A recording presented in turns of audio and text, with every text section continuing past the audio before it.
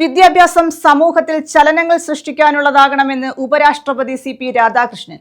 വിദ്യാഭ്യാസം വ്യക്തിപരമായ വിജയങ്ങൾക്ക് വേണ്ടിയുള്ളതാകരുത്. ലഹരിയോട് എതിർത്ത് നിൽക്കാൻ വിദ്യാർത്ഥി സമൂഹത്തെ പ്രാപ്തരാക്കണമെന്നും ഉപരാഷ്ട്രപതി പറഞ്ഞു. Pathanapuram saint Stephen's higher secondary സ്കൂളിന്റെ ശതാബ്ദി ആഘോഷം ഉദ്ഘാടനം ചെയ്യുകയായിരുന്നു അദ്ദേഹം. വിദ്യാഭ്യാസം വ്യക്തിപരമായ വിജയങ്ങൾക്ക് വേണ്ടിയുള്ളതാകരുതെന്നും സമൂഹത്തിൽ ചലനങ്ങൾ സൃഷ്ടിക്കാനുള്ളതാകണമെന്നും ഉപരാഷ്ട്രപതി സി.പി. രാധാകൃഷ്ണൻ പറഞ്ഞു. Pathanapuram saint Stephen's higher secondary സ്കൂളിന്റെ ശതാബ്ദി ആഘോഷം ഉദ്ഘാടനം ചെയ്യുകയായിരുന്നു അദ്ദേഹം. ക്രിയാത്മക ചിന്തയും സഹാനുഭൂതിയും ദേശസ്നേഹവും വിദ്യാഭ്യാസത്തിലൂടെ വളർത്തണം. വിദ്യാഭ്യാസ സ്ഥാപനത്തിന്റെ കരുത്ത് സ്ഥാപനം ഉയർത്തിപ്പിടിക്കുന്ന മൂല്യങ്ങളിലാണ്. പുതിയ തലമുറയെ കാർന്നു തിന്നാൻ ശ്രമിക്കുന്ന ലഹരിയോട് എതിർത്ത് നിൽക്കാൻ വിദ്യാർത്ഥി സമൂഹത്തെ പ്രാപ്തരാക്കണം. ഒരു കുട്ടിയും ലഹരിക്ക് കീഴ്പ്പെടില്ലെന്ന് അധ്യാപകരും രക്ഷിതാക്കളും പ്രതിജ്ഞയെടുത്ത് ലഹരിക്കെതിരായ ജനകീയ മുന്നേറ്റം ഉണ്ടാകണം. സ്വാതന്ത്ര്യത്തിന്റെ ശതാബ്ദി ആഘോഷിക്കുന്ന 2047 ലക്ഷ്യമിടുന്നത് വികസിത ഇന്ത്യയാണ്.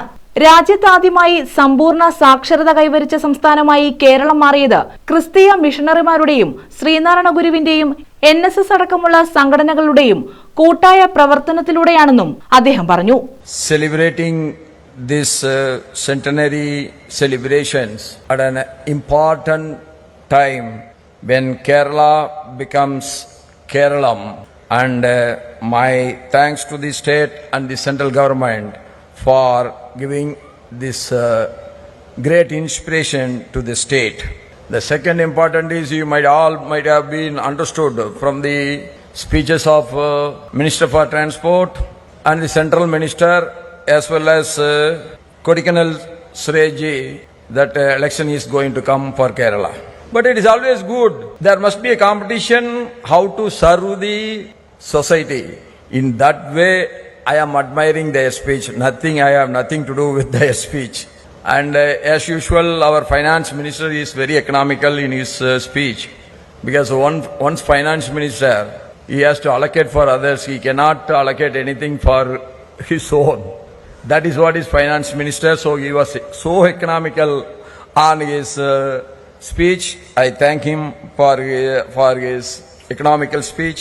ഗവർണർ രാജേന്ദ്ര വിശ്വനാഥ് ആർലേക്കർ മുഖ്യപ്രഭാഷണം നടത്തി. മലങ്കര ഓർത്തഡോക്സ് സഭ അധ്യക്ഷൻ ബസേലിയോസ് മാർത്തോമ മാത്യൂസ് തൃതീയൻ കത്തോലിക്ക ബാവ അധ്യക്ഷത വഹിച്ചു. കേന്ദ്രമന്ത്രി സുരേഷ് ഗോപി, മന്ത്രിമാരായ KN Balagopal, KB Ganesh Kumar, Kodikunnil Suresh MP, Kollam ഭദ്രാസനാധിപൻ doctor Joseph Mar Dionysius, Mount Tabor Dayara superior Yaunan Samuel Ramban, secretary father Philip Mathew എന്നിവർ പങ്കെടുത്തു. ഇന്നലെ SB കോളേജിൽ എത്തുമ്പോൾ ആ സ്ഥാപനത്തിന്റെ 100ാം വാർഷികം ആഘോഷിച്ച് ഒരു വർഷം കൊണ്ട് ആഘോഷിച്ച് അതിന്റെ കൾമിനേഷൻ അത് ഉദ്ഘാടനം ചെയ്യാൻ വന്ന് ഓണറബിൾ വൈസ് പ്രസിഡന്റിനോട് ഞാൻ പറഞ്ഞു, ഈ വിദ്യാലയത്തിലാണ് കേരളത്തിന്റെ മലയാളികളുടെയും എക്കാലത്തെയും കോരിത്തരിപ്പായ ശ്രീ പ്രേം നസീർ പഠിച്ചു വളർന്നത്. ഇവിടെ തന്നെയാണ് കുഞ്ചാക്കോ ബോബനും പഠിച്ചു വളർന്നത്. ഇവിടെ തന്നെയാണ് MG സോമനും പഠിച്ചു വളർന്നത്. ഇവിടെ തന്നെയാണ് ശ്രീ ഉമ്മൻചാണ്ടിയും അതുപോലെ തന്നെ സ്വർഗീയനായ P പരമേശ്വർജി.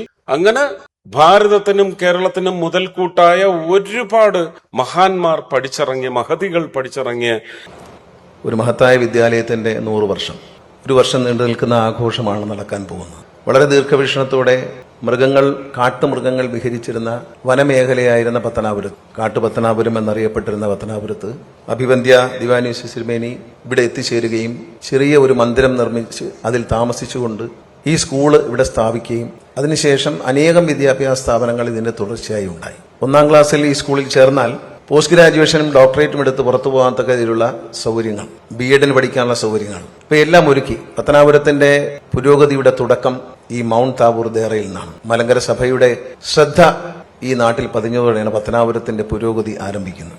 ന്യൂസ് ബ്യൂറോ, കൊല്ലം.